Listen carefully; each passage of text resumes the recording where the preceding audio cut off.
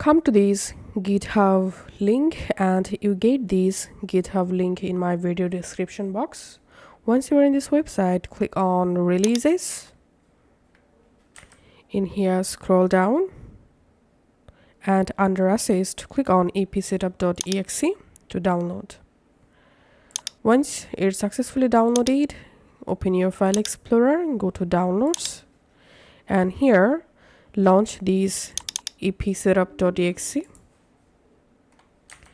and after double clicking, the app will automatically install.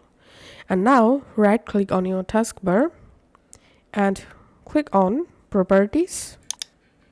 In here, all you have to need, select taskbar, and taskbar style you have to select Windows 10, or you can select Windows 10 Explorer Patcher.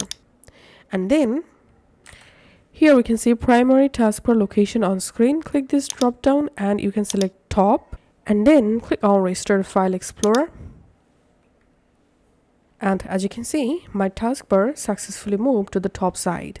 Let's select right, clicking on restore file explorer, and we can see my taskbar successfully moved. So that's how you can actually do it.